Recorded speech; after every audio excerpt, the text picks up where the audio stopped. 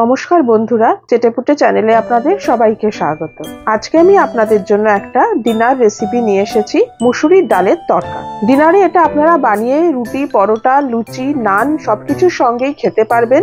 আর একটু অন্যরকম স্বাদ হয়, খেতেও কিন্তু বেশ সুন্দর লাগে। এটা বানানোর জন্য আমি এখানে 100 গ্রাম মুসুর ডাল নিয়েছি। মুসুর ডালটাকে আমি 10 মিনিট মতো একটু ভিজিয়ে তারপর জল ঝরিয়ে আমি রেখে দিয়েছি। আর এখানে রয়েছে 3টে ছোট সাইজের পেঁয়াজ কুচি, একটা বড় টমেটো কুচি, 2টো কাঁচা লঙ্কার কিমা আর 3টে মুরগির ডিম আমি নিয়েছি। এছাড়া আমি 1 টেবিল চামচ আদা রসুন বাটা আমি ইউজ করব রান্নার সময়। আর কি আমি দেব রান্নাতে সেটা আমি আপনাদের রান্নার সময় বলে দেব। খুব তাড়াতাড়ি কিন্তু রান্নাটা হয়ে যায়, খেতে কিন্তু সত্যিই খুব সুন্দর হয়। তাহলে চলুন রান্নাটা এবারে আমি শুরু করি। দেখুন, আমি হিটে একটা কড়াই বসিয়ে দিয়েছি। এখানে আমি 1 টেবিল চামচ সরষের তেল গরম করেছি। প্রথমে আমি যে 3টে মুরগির ডিম নিয়েছিলাম সেই ডিমটা আমি কড়াইতে দিয়ে দিচ্ছি। দিয়ে দিচ্ছি সামান্য একটুখানি নুন আর হাফ টিস্পুন মতো লাল লঙ্কার গুঁড়ো।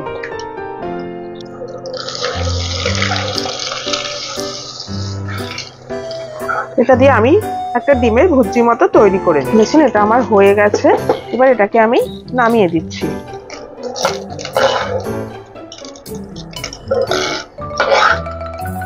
এখানে চাইলে আপনারা কিন্তু একটুখানি গোলমরিচের গুঁড়ো দিতে পারেন। এই যে দেখুন, এবার কড়াইতে আমি আবার 2 টেবিল চামচ সরষের তেল দিয়ে দিলাম। দেখুন তেলটা আমার গরম হয়ে গেছে। এবারে এখানে আমি ফোড়ন দিয়ে দিচ্ছি। প্রথমে আমি দিচ্ছি একটা শুকনো লঙ্কাকে আমি অর্ধেক করে দিয়ে দিলাম। 2টো ছোট এলাচকে আমি ফাটিয়ে দিয়ে দিচ্ছি। আর দিচ্ছি সামান্য একটু দারচিনি। ফোড়নটা হয়ে গেছে। এবারে আমি দিয়ে দিচ্ছি পেঁয়াজ কুচিটা।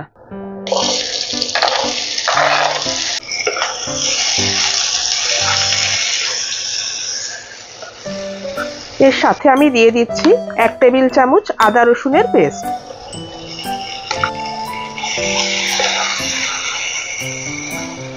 ভালো করে একটু মিশিয়ে নিলাম।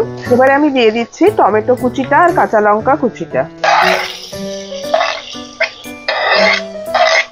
কাঁচা লঙ্কাটা কিন্তু আপনারা আপনাদের স্বাদ অনুসারে দেবেন। ফ্লেমটা আমি লো টু মিডিয়ামে রেখেছি। এবার কিছুক্ষণের জন্য আমি একটুখানি ঢাকা দিয়ে দিচ্ছি। কিছুক্ষণ বাদে আপনাদের দেখাচ্ছি। দেখুন কিছুক্ষণ বাদে আমি ঢাকনাটা খুলে নিলাম।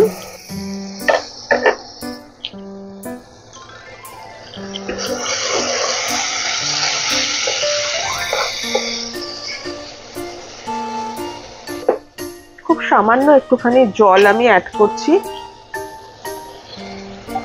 এবারে আমি দিয়ে দিচ্ছি কিছু গুঁড়ো মশলা। দিচ্ছি আমি প্রথমে হাফ টিস্পুন হলুদ গুঁড়ো, হাফ টিস্পুন ধনে গুঁড়ো, হাফ টিস্পুনের থেকে একটু কম জিরে গুঁড়ো, আর দিচ্ছি 1 teaspoon Kashmiri red chili powder. ভালো করে এবার আমি একটু মিশিয়ে নিচ্ছি। দিয়ে দিলাম স্বাদ মতো নুন।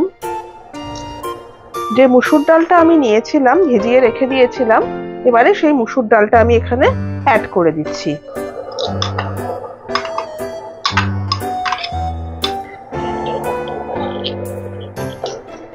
সাধারণত তরকা দেখবেন সবুজ মুগ ডালেই বেশি হয়, কিন্তু এভাবেও যদি আপনারা বাড়িতে বানান খেতে কিন্তু একদম অন্যরকম হয় আর ভালোও লাগে খুব।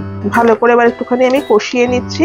ভালো করে মশলার সাথে আমার কষানো হয়ে গেছে। এবারে আমি দিয়ে দিচ্ছি যে বাটিটায় আমি ডাল নিয়েছিলাম সেই বাটি 1.5 বাটি মতো জল আমি এখানে দিয়ে দিলাম। এবারে ফ্লেমটাকে আমি একটু কমিয়ে দিচ্ছি, দিয়ে আমি ঢাকা দিয়ে দিচ্ছি যতক্ষণ না ডালটা আমার সেদ্ধ হয়ে যায়। কিছুক্ষণ বাদে আমি আপনাদের দেখাচ্ছি। দেখুন আমি ঢাকনাটা এবারে খুলে নিলাম।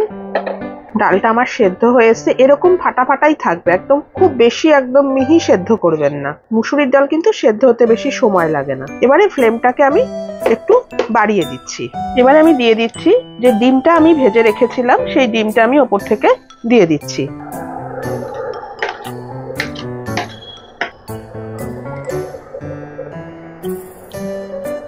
ভালো করে মিশিয়ে নিচ্ছি। উপর থেকে আমি ছড়িয়ে দিচ্ছি সামান্য একটু কাসুরি মেথি। আমার মনে হয় এই কাসুরি মেথি দিলে টেস্টটা খুব বেশি সুন্দর লাগে। একটা কাঁচা লঙ্কাকে চিড়ে আমি দিয়ে দিলাম।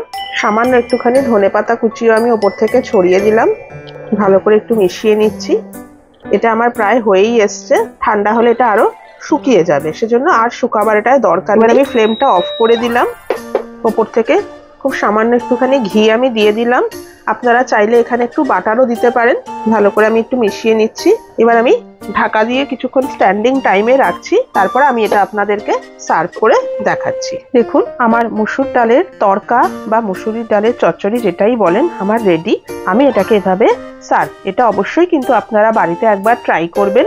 ডিনারে রুটি, লুচি, নান, পরোটা সবকিছুর সঙ্গে কিন্তু খেতে এটা ভালো লাগবে। আমার এই রেসিপিটা যদি আপনাদের পছন্দ হয়ে থাকে তাহলে অবশ্যই একটা লাইক করবেন, আর আমার চ্যানেলটিকে সাবস্ক্রাইব করে আমার পাশে থাকবেন প্লিজ।